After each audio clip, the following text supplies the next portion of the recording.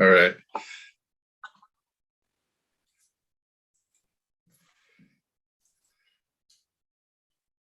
I guess we are ready to go. This is the October 12th, 2021 meeting of the Planning, Resource and Development Committee.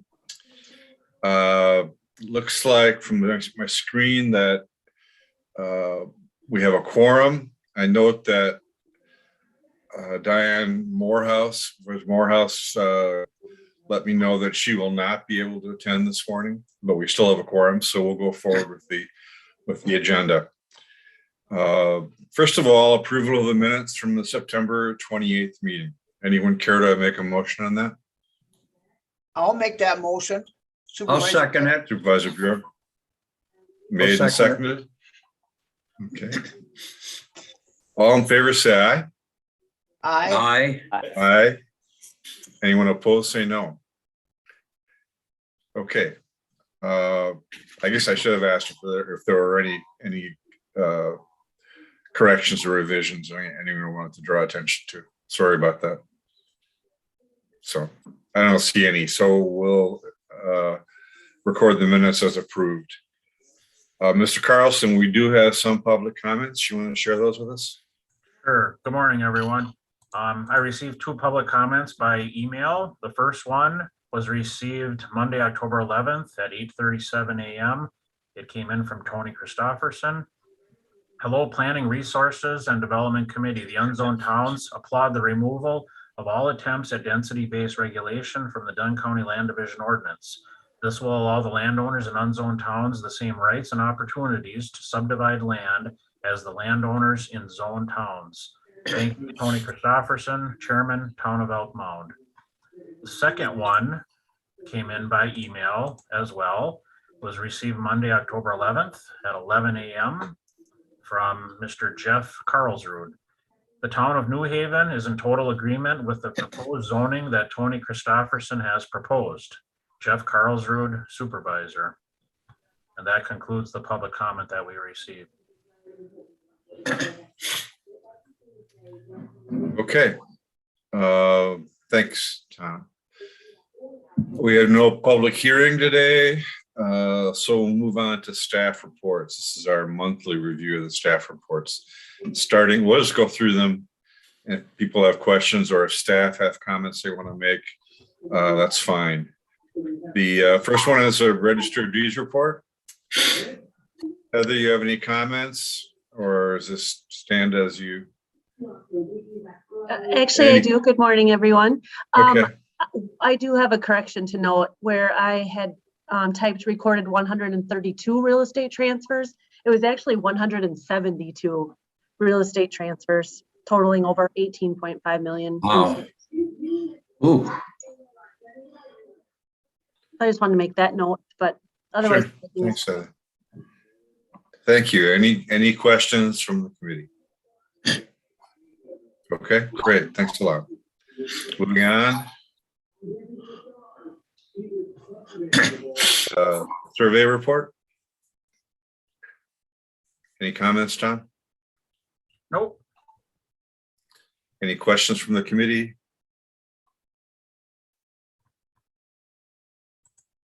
Okay.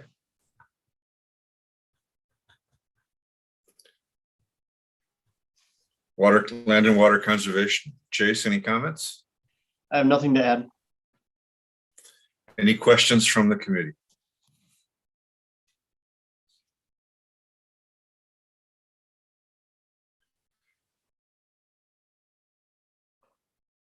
Okay.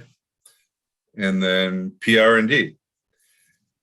And do you have any comments you want to add or anything you want to mention? Nothing to add. I just kind of tried to keep it short this time, but I'll definitely work in a little bit more on the next one. Thanks. That's great. Really great to have you on board. Any comments from or questions from the committee? Okay. Then we'll move on. And the next is we have no requests from the chair. consideration of action. So establish values for foreclosed properties. Let's go ahead with that. Oh, there you are, Barbara. Okay. Lead us through it. Thank you. I'm going to try and share my screen so I can go through the report and then the maps as well.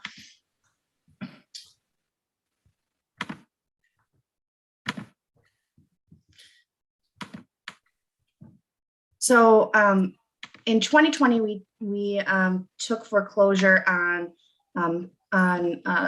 4 parcels. One was a repurchase request by the previous owners. And so that has left us with 3 parcels.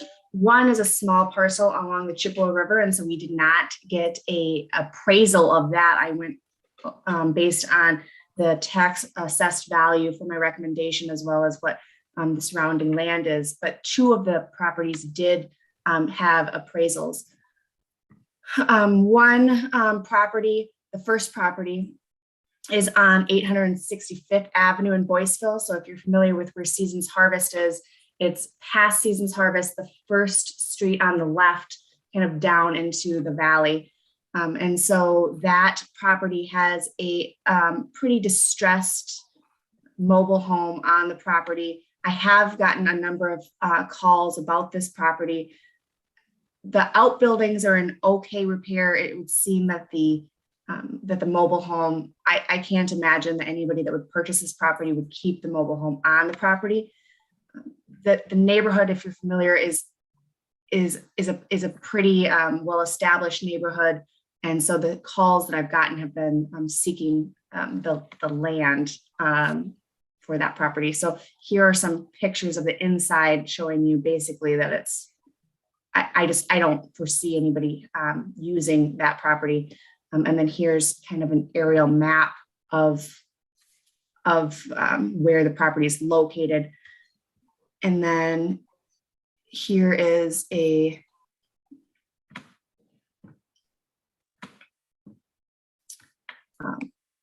here is another kind of map about showing the acreage of the property. When the property was foreclosed on, the taxes were approximately $5,145 and some change that was due on that property. And so the recommendation is for the committee to establish a bid of $35,000 for this property that is consistent with what the appraisal report was. And in the past, Supervisor Quinn, you've asked me to just go through all of the properties. I assume that that's what you would like me to do today as well, or do you want to take action on each property? Let's do that, and then we'll come back to each separate property and take action. That's fine. Okay. Are there any questions about property 1 before I move on to property 2? Property 2 is right on the Dunn County, Eau Claire County border. It's a 1-acre piece of property in the Hiawatha neighborhood. There is a mobile home on that property as well that is in much better repair. There is some, as I note in the report, there is some problems with the septic. The well seems, by all accounts, to be functional. The septic likely needs to be replaced. There is a number of outbuildings on this property as well. A large shed and a kind of a barn structure. The previous tenants left the home in a very clean, repaired kind of state. So I was quite happy to see that. And so here are some pictures of that property. And then the deck, there's a large garage, a animal shed, and then there's some area for, a horse to pasture. There's 2 bathrooms. And so to give you an idea about where that property is located, this is generally where the property is. Again, it's a 1-acre piece of property, and the recommendations to set the minimum bid at $95,000 for this property. Are there any questions from the committee about that? We can discuss it further in a while too, but for now, are there any questions? Okay. Property 3 is a landlocked piece of property along the Chippewa River. Here's a kind of a map of where the Chippewa River, where on the Chippewa River it is. It would seem that there is, it would be difficult for me to go to that particular piece of property. So I've not gone on the property. It would seem from the aerial photos that there is perhaps a camper of some sort that is in disrepair that is on the property. It is, it's a difficult piece of property to value because it's landlocked, but it is on the river. The tax assessed property was $7,600. I know that the adjacent landowners are interested in this particular piece of property. The recommendation to the committee is to set the minimum bid at $7,000. I understand that that's less than the tax assessed value, but that would be based on it being landlocked. No one could put a driveway in or anything like that. Its value is going to be limited. I would frankly be surprised if we get the minimum bid on this particular property, but I've been surprised in the past. So I'm always in favor of having the committee set recommendations on the higher side because as the committee might recall, it's the minimum bid. It gets published in the paper and then all bids have to make at least the minimum bid. And then if after a month, then there isn't a minimum bid price, there's no bid up to that, then it's basically an open bid and then all bids come back before the committee. So that concludes my recommendations and report to the committee, sir. Thank you. Barbara, are there any questions about this property right now? Mr. Chair, Yes, this is Mike. Go ahead, Gary. Barbara, can you really legally sell that to a non-landowner that abuts it? Because we can't sell landlocked properties, or is there something that we can do to sell to a different party? I'd be happy to reach out to the adjacent landowner if that's the committee's preference. They have expressed an interest in it. I think that we can legally sell it. It's not because there is river access to it, so somebody could boat up to it. I have boated past it, and it's quite a steep embankment to get to it, so it's not super ideal, frankly. But I would be willing to entertain whatever the committee obviously suggested that I do. I do think that we are legally allowed to sell it. And I know Supervisor Bjork that you like to know the tax amounts for the property. So this property had a tax amount when we foreclosed of about $1,200, $1,210. The property in the Hiawatha neighborhood with the mobile home that I'm recommending being set at $95,000 had a $12,435 tax balance. And then, as I stated previously, the property over in Boyceville had a $5,145 tax balance. Thank you. Mr. Kinnear. Barb, I'm looking at the two maps and I can't tell the difference between the two parcels 2 and 3 on the maps. Yeah, I apologize. I included the same map. That is probably why you can't tell the difference. So I can show you, here is parcel 2. So this is the proper map for parcel 2. Thank you. Could you show us where that is approximately on the, is that on the other map or that area, or is it not? It's The area. It's not, but I can, That's okay. it'll just take me 1 second to pull it up on the GIS map and then you can see it better. You're asking Supervisor Quinn about property number 3? 2. Or property number 2, rather? Yeah. Yeah, I don't know which one I asked about because they're both the same map. Yeah, I apologize. Yeah.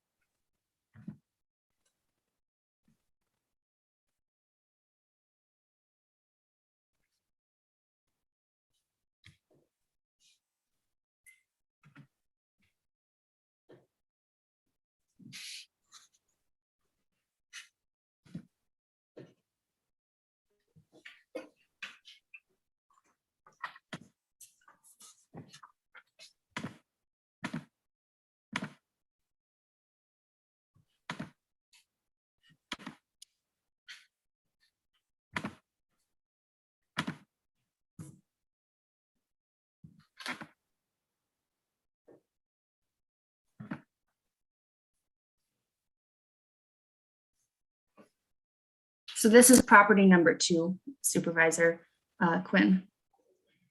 Okay.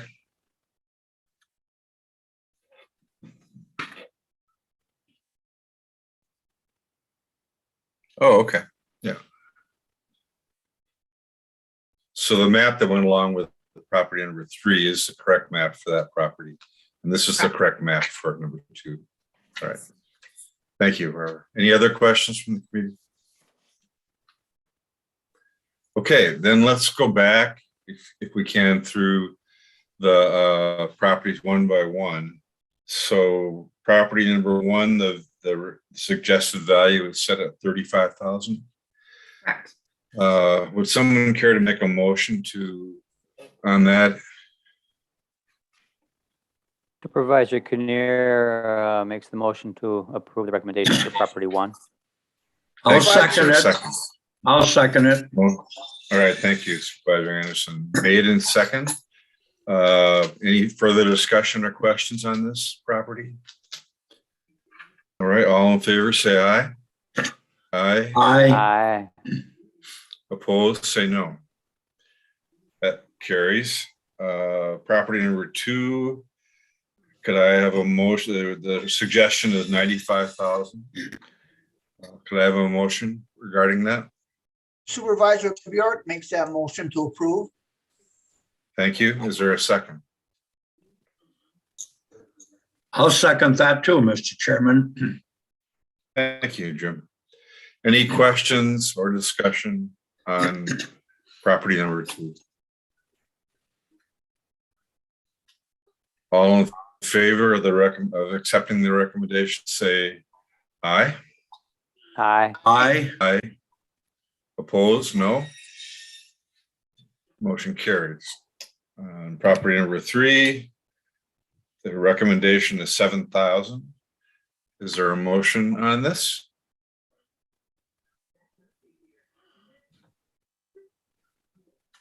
Yes, Mr. Chairman, I'll move to approve 7,000. And Thank I you, will Jim. Is there second a it. second? Thank you.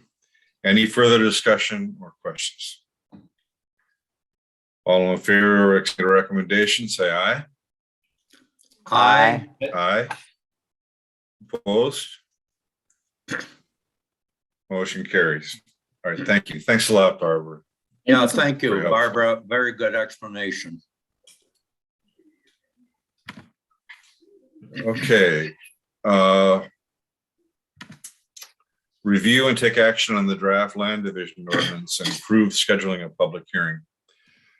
I think we've been down this road before, folks. Okay, Mr. Carlson. Yes, good morning, everyone, again. I'll just kind of walk you through some of the minor revisions Nick and I have made since our last meeting at the direction, of course, of this committee. So you may remember we had a section 16.075 was titled maximum parcel density. That has been completely removed from the draft ordinance that you have in front of you. And we reworked section 16.08 down to that line 239.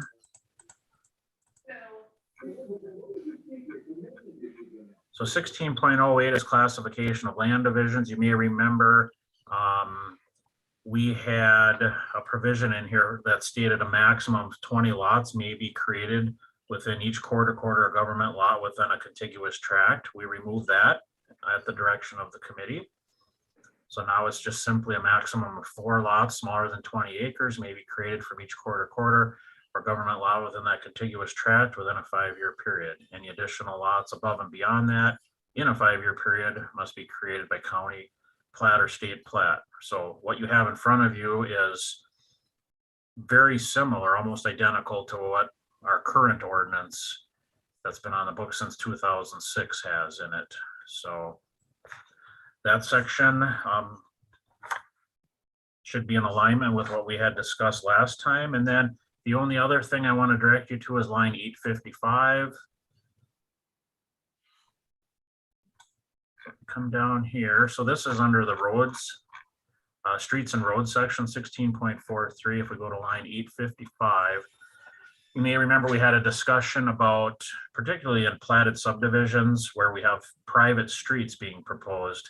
There's one of 2 options that we traditionally have allowed. Either the lots can be surveyed out to the center line of that private easement and therefore be subject to easement over it, whether it be 30 feet, 33 feet, depending how wide the road is. That's one option. The other option, which was chosen in the Meadows Edge Townhomes plat that we reviewed at our last meeting, if you remember that one, the private road was designated as an outlot, which after talking it over with our land records folks and internally here, we just decided that having a provision for a private street to be labeled as an outlot has inherent problems with it, some unintended consequences. It makes it a little more messy for the local assessor and everybody involved. So we added item F here, that no private road or access easement shall be designated as an outlot. And at our last meeting, you may remember we had verbiage here that said, basically said the same thing in a different form. It took the reverse approach and said all lots fronting on an access easement shall extend out to the center line. And we just decided it'd be better to take a different approach and basically refer to the outlot in our ordinance. So again, I'll read it. No private road or access easement shall be designated as an outlot. So those are really the substantive changes that were made since our last meeting. And we are ready to, I guess, to send this on to a public hearing. That's, I guess, the recommendation I would make before the committee today. We feel it's in a form that is acceptable by the PR&D committee. We've had input along the way from the unzoned towns, particularly through Tony Christofferson. And I guess at this point, I'm open to entertaining any questions the committee may have, any last minute reservations you have, or things you've noticed that certainly warrant further discussion. If there aren't any, then I am recommending approval of this draft and finalizing a date where we want to hold a public hearing. That would be the next step, is to conduct a public hearing. We are going to have to comply with notice requirements. So it'll require a class 2 notice, publication in the paper, 2 consecutive weeks prior to our meeting, at least a week before the meeting. So I will turn it back over to you, Tom, if there's any questions or feedback. Okay, thank you. Does the committee have any questions or comments on the draft, current draft?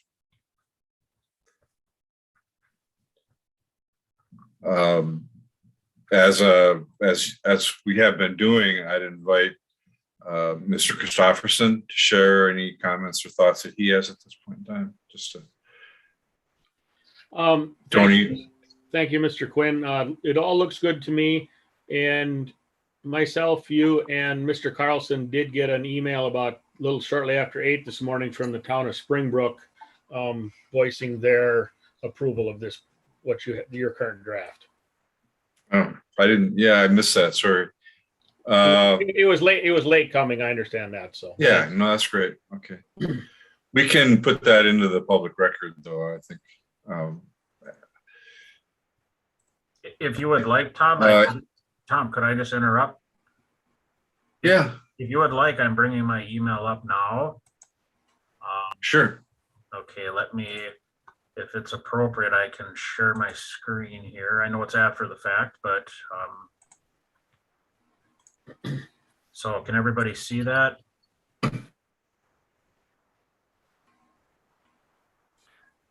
Yep. Okay, so this was from the town of Springbrook to the Planning Resources and Development Committee. Just bear with me one second here. The town of Springbrook appreciates the open dialogue of discussion regarding the density-based regulations of the Dunn County Land Division Ordinance. Removing the extra restrictions places Dunn County residents of zoned and unzoned towns on the same playing field. Thank you, Mary. So that came from Mary Strand, who is the clerk from the town of Springbrook. It came in at 8:11 this morning by email. Okay. And I apologize, I didn't have my email.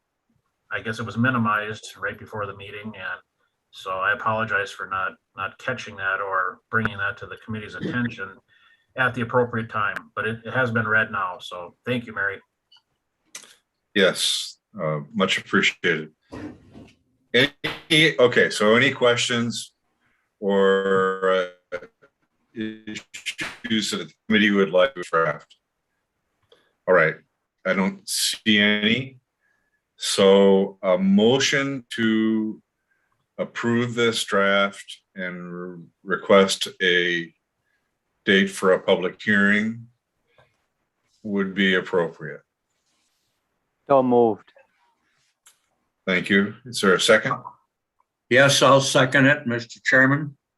Thank you. Any comments or concerns? If I could, Tom? Yeah. I'd like to speak to the motion, particularly as far as scheduling the public hearing. So again, it will require a class 2 notice. The earliest we could get it in the paper would be next Wednesday, would be the first printing. The second one would be the 27th of October. So the earliest we could schedule a public hearing would be October 4th, which would be, of course, a Thursday. So then we're looking into November for our 2 PR&D meetings, which make the most sense.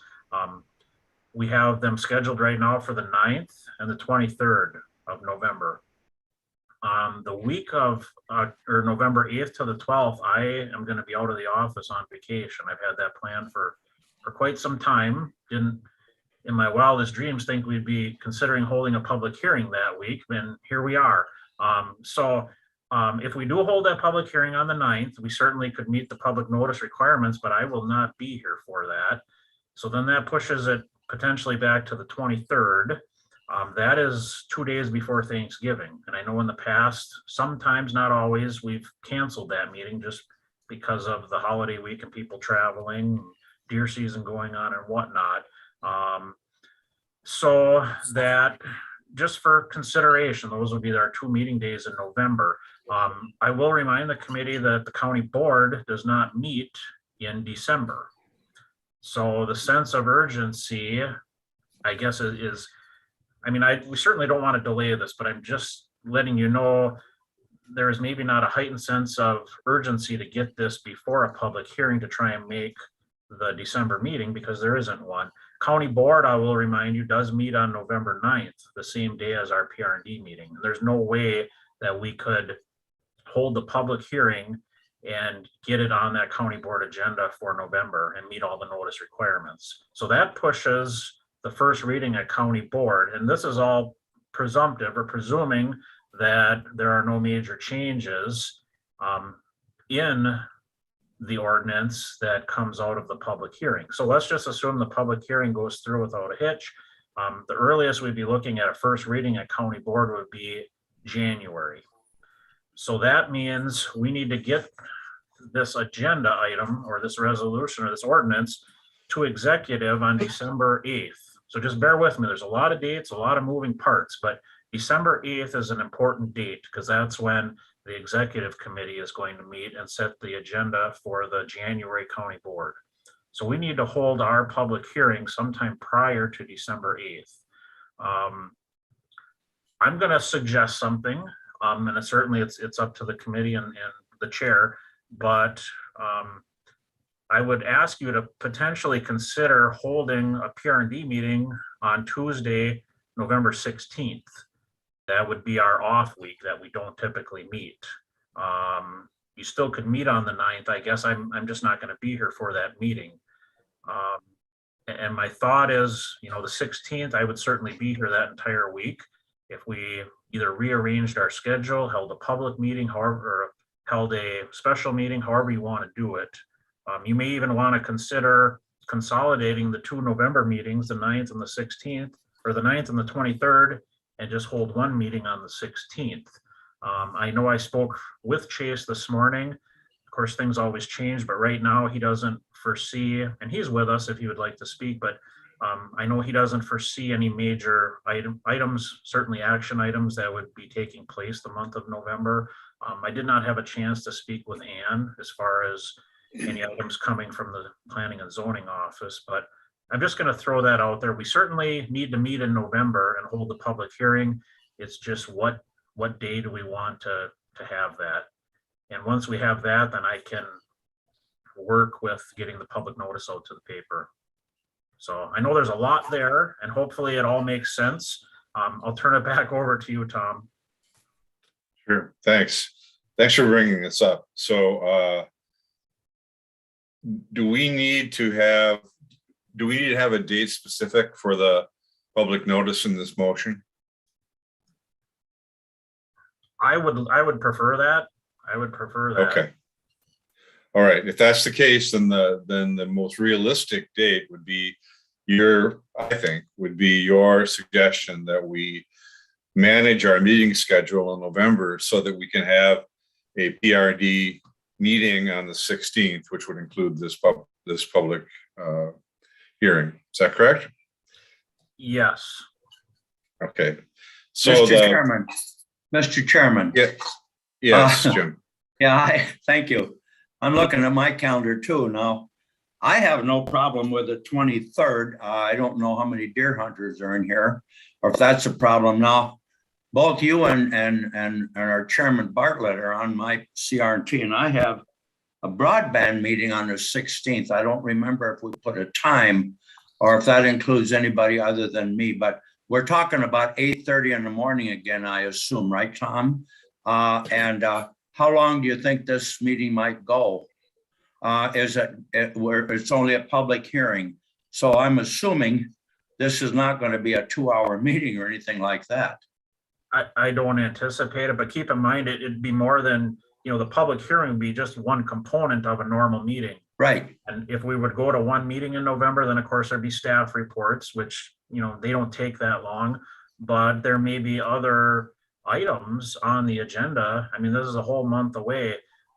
It would be a full-blown meeting, not just a special meeting for a public. All right. So I would anticipate a normal meeting, maybe, 2 hours on average, 8:30 to maybe 10:30, but it's really hard to say. The public hearing portion, I don't see taking that long. We haven't received any negative feedback, I guess, most recently. So I can't anticipate the public hearing taking all that long. I would guess a 1.5 to 2 hour meeting.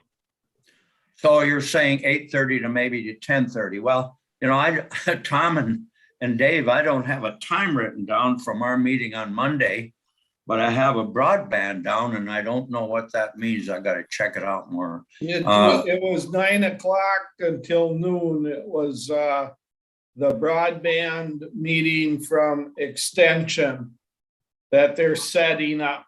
I would think that would be on video, so you could watch that after. Most of their stuff is, I don't know that for certain, but the majority of the stuff that Extension does, you can watch after the fact because they have it on video. Well, you can check with Michelle. I appreciate that, Dave, because as you know, I really need to be in that as well. So you're saying the 23rd is out though, is that right? You prefer the 16th, and which would be 8:30, so I can go along with that. I mean, I'm just picking a Tuesday because that's typically the day we meet, but that entire week, I guess, is open for discussion. It could be Monday, Wednesday, Thursday. I just simply picked Tuesday because it's out of habit. No, I understand.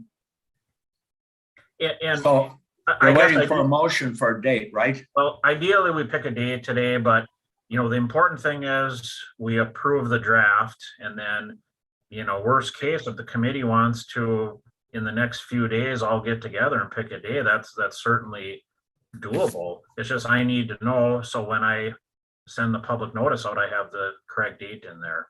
So I don't need a drop dead day today. If the committee would like a few days to coordinate with each other, I know Diane isn't here today. So I don't want to place pressure on you right now to make a decision, but if we could decide, that would be ideal. Well, I So would like a Tom- date set today. Yeah, Tom, can I ask a couple questions here? Sure. So just to make sure I understand what the suggestion is we'd meet on the 16th. And then the executive committee would meet in December. And if for some reason they were canceled, they would also have a chance to meet in January before the board meeting. And the first board meeting would be in January, second reading would be in February. Yeah. Okay, so that seems like a nice time frame. So if we were to meet our normal 9th, when you weren't here, that would still be pretty much the same outcome, wouldn't it? Right, it's just I won't be here for the public. Right. But as far as the timing goes, it doesn't matter whether we meet the 9th or the 16th. 16th, you would be here. That gives you a little more time to get stuff done, but still it has to go through the executive committee and the board. And with that 1 week will make no difference in when that would get done. We could meet on the 9th, the 16th, the 23rd, or even as late as November 30th and still meet the December 8th executive. So that, I mean, that's another Okay. option. If you wanted to push this out, why don't we consider Tuesday, November 30th? That would work as well. And we'd still meet executive. Well, Chairman Quinn, what do you think about combining 2 meetings in one in November? Well, I think that moving the meeting date to the 16th is fine. If we decide to combine them, we can make that decision in the next month. But if we were to identify that 16th as a date certain, then Tom would have a framework on which to begin scheduling. I don't know if there's any way to do it sooner.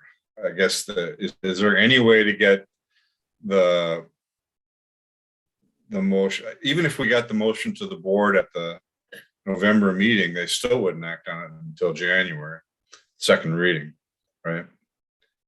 So there's really not, it's a difference between January or February is basically what it comes down Well, to. and the issue, the county board in November is moved up. It's the first Tuesday after the second Monday. Okay, So Why county don't board is we- next on the 9th. I'd suggest that we add the date of the November 16th to our resolution. I think the resolution motion. Were you the maker of the motion?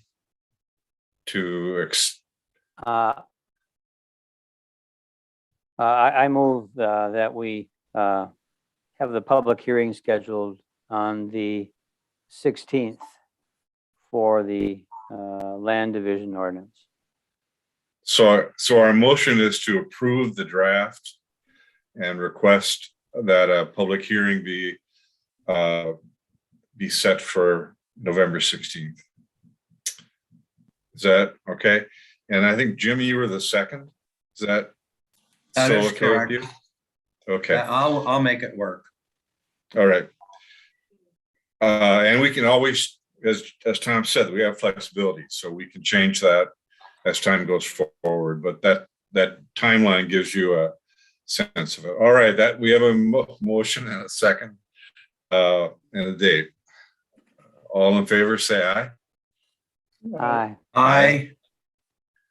Anyone opposed, say no. Okay, Could I ask a question of Mr. Carlson, please? sure. You mentioned here a while back, there might be a big subdivision coming northwest of Menominee. And being that we've taken a lot of the controversial items out of the land division ordinance, what would the new one actually be different than one we have right now to that big subdivision coming in? Yes, and I've been thinking about this already, and the two things that stand out most predominantly in my mind are, number one is each lot is gonna have to maintain a contiguous net buildable area of 30,000 contiguous square feet. So that can include wetlands, steep slopes, any zoning or shoreland buffers or setbacks. I forget the other things, but those are the big things. So we know we're gonna get lots out there that have enough suitable area, which we couldn't require in the past. The other thing is, remember, we have a provision in the new draft that requires soil borings, one per lot on all major land divisions. So if we just throw a number out, 40 lots coming in, we're going to get 40 soil borings coming in to know if that, site is suitable for the proper type of system. So those are the two big things we're going to see. Of course, we won't end up with a private road there because private roads are not allowed in major land developments.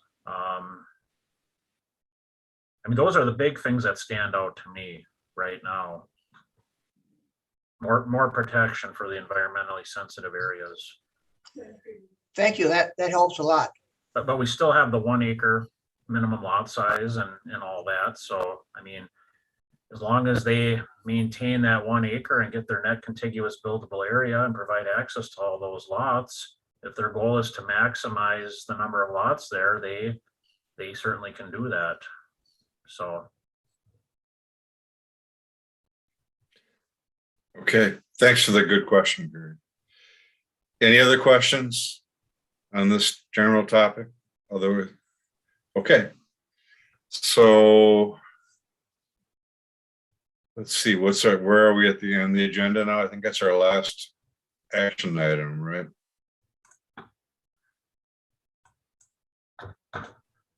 One quick question, Chairman Quinn. We didn't say anything about canceling our November 9th meeting. Are we doing that? Well, we can take action on that at the next meeting of the PR&D, I think. Or change that date, not necessarily cancel, but change the date. Or can't we? Or maybe we can't. What the heck date is it now?